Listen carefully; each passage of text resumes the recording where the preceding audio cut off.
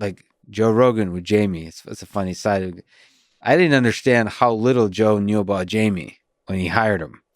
And Jamie stepped up and now runs one of the most successful podcasts ever. And that's an incredible kind of, and he's one of the best producers in the world now. Not to let it get to his head. And by the way, the funny thing about him, and one of the best Googlers in the world, one of the best Googlers. The funny thing about Jamie, this is okay. You might not like this, but what I like, I'm constantly exceptionally self-critical to a point of like self-hating sometimes. I deeply appreciate every single moment I'm alive, but everything I've ever done, I feel like is shit. And when I talk to Jamie about everything he's done, he's so, just in every way he carries himself, he's so self-critical. He's so like worried that it's wrong, it's bad. That anxious energy, I love it. Because that's how you lead to growth and progress. Like you might, like a therapist might say, that's probably not good for your like well-being. Fuck it. It's good for what's good for your well-being is to create awesome things. That's ultimately what leads to happiness, is to create the best thing you can in your life. And so when I see that in somebody like Jamie or anybody I talk to, when you're really self-critical, that's a good sign to me. Is that ridiculous? No, it's not ridiculous at all. And it goes back, you were the way you were phrasing these questions about what makes a good person and what makes a good leader, the way you phrased them kind of eliminated the normal answer that I give. The normal answer that I give, if you ask me what makes a good leader, what makes a good person, is being humble.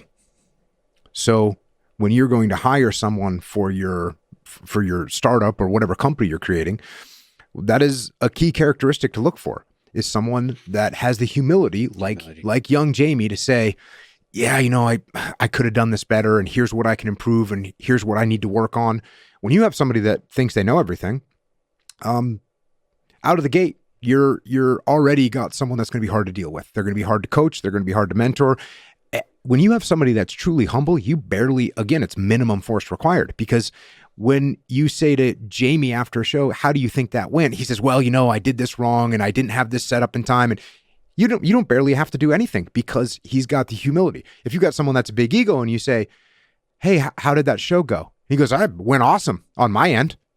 Now, guess what you have to do? Now you have to start applying force as a leader, which is expending leadership capital, which we don't want to do, because we always try and conserve our leadership capital as much as we possibly can.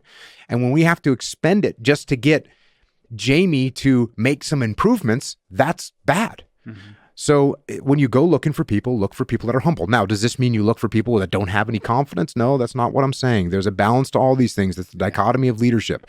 But people tend towards, and look, I work with a lot of military troops in the past. Now I work with companies. The reason I talk about humility all the time is because for someone to get into a leadership position in the military, they have to have confidence. So the tendency is that their confidence is going to outweigh their humility at some point. Mm-hmm. Same thing with civilian companies. If you get to a point of leadership inside of a company, you have to have confidence to get there. You don't get to a position of leadership inside of a company lacking confidence. So the tendency is for confidence to grow a little bit too much. And we have to put that confidence into check. We have to put that ego into check. Really good leaders, they're confident, but they're humble. That's the balance of the dichotomy. Hear that, Jamie? Don't get cocky.